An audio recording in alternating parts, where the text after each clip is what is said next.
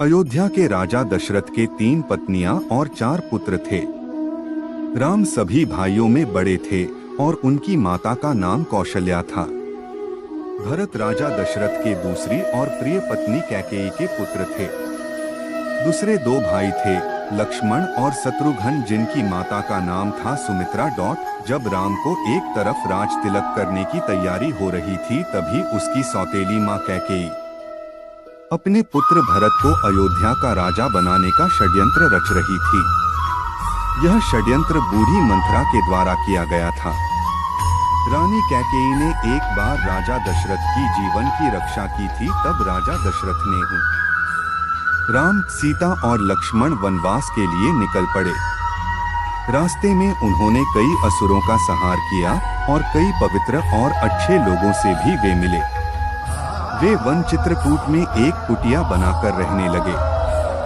एक बार की बात है, लंका के असुर राजा रावण की छोटी बहन शूर्पणखा ने राम को देखा और वह मोहित हो गई। उसने राम को पाने की कोशिश की, पर राम ने उत्तर दिया, मैं तो विवाहित हूँ, मेरे भाई लक्ष्मण से पूछ के देखो। तब शूर्पणखा लक्ष्मण के पास जाकर विवाह का प्रस्ताव रखने लगी, पर लक्ष्मण ने साफ इनकार कर दिया। तब शूर्पणखा ने क्रोधित होकर माता सीता पर आक्रमण कर दिया। यह देखकर लक्ष्मण ने चाकू से शूर्पणखा का नाक काट दिया। कटी हुई नाक के साथ रोते हुए जब शूर्पणखा लंका पहुंची, तो सारी बातें जानकर रावण को बहुत क्रोध आया। उसने बाद रावण ने सीता हरण की योजना बनाई।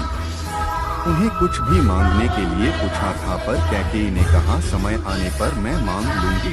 उसी वचन के बल पर कैकेयी ने राजा दशरथ से पुत्र भरत के लिए अयोध्या का सिंहासन और राम के लिए 14 वर्ष का वनवास मांगा।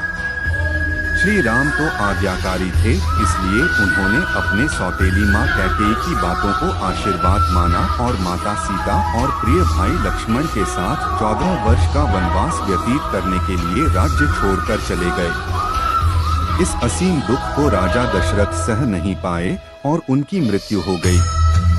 कैकेयी के पुत्र भरत को जब यह बात पता चली, तो उसने भी